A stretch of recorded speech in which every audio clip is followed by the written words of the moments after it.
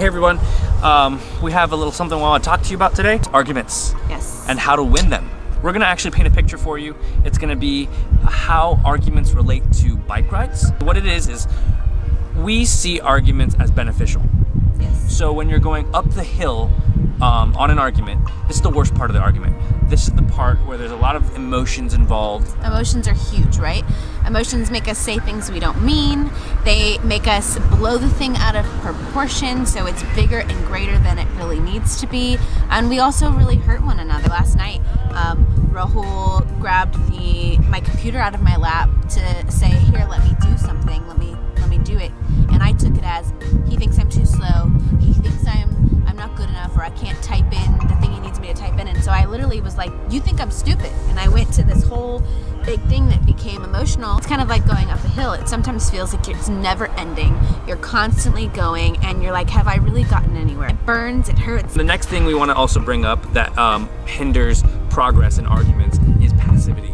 If you're passive and you're sort of just, you don't think arguments are beneficial and you're just kind of always trying to avoid them, and so you just agree with everything. And within the bike analogy, it's as if you're approaching the hill but you never actually go up it. You take one look at it, and you kind of go, it's not really worth doing because I know there's a lot of pain in that, so I'm not going to really approach it. And a lot of times people, myself included, we're afraid of approaching conflict. We don't want it in our lives, so we choose to not approach it at all and let it just swell and boil in us and not actually talk about it. Yeah, and the last thing that, when you're going up the hill of an argument, if you're aggressive, aggression, period, is just not beneficial at all. It's hurtful, it's demeaning, and oftentimes it comes from a place of insecurity, so it undermines your own authority in a conversation. But if you can avoid all of those things and get to the top of the hill, which we call the summit point, you will discover the root of the conversation. And that's the turning point in all of this. That's when you really discover what the whole conversation was about. Like for me, there was a time when Jen had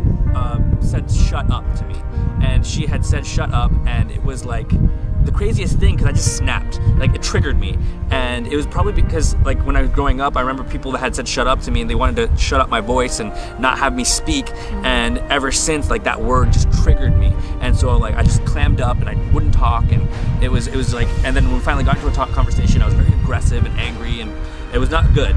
But when you get to the root, when you get to the summit, you actually discover what the whole conversation has been about. Through all the emotions and through all the other stuff, you actually find out the root of the problem, and that's the turning point in the conversation. It's trauma, it's anything in your past that has caused you pain, and a lot of times there's triggers, there's things that trigger you in those moments that probably have nothing to do with the person, but it brings you back to that place. But once you get to that, you can finally start going downhill in the conversation. And the downhill part sounds easy, but it requires surrender. Because I don't know if any of you has ridden a bike downhill, but it's actually a lot of pulling. The gravity's pulling you down, so you're almost surrendering to a process. So in the downhill process, we have 3 points: vulnerability, safety, and forgiveness. Those are the 3 steps. When it comes to vulnerability, that's something that you're able to just really share your heart, share where you're at, be truthful, honest. Safety, you're creating a safe place for one another. You're creating a place that there is no judgment, that each person can say what they need to say, and it's just a free space to talk. And the third thing is forgiveness, which is huge, huge, huge, huge. A lot of people either forget that part or it's the hardest part, but forgiveness is huge because it allows the repair, it allows the person to let go of the thing that has happened and forgive the other person, but then it's also for yourself.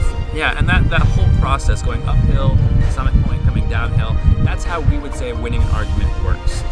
If you clicked on this video and you intended to find out how you can hurt someone and win the conversation by like a funny quip or something like that, that's not what we consider winning a conversation. Winning a conversation isn't getting the jump on someone.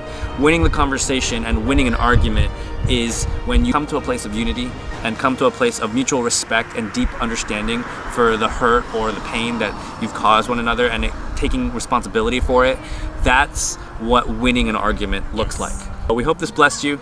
We hope this helps you to build your relationships. And yeah, okay, bye. Okay, bye.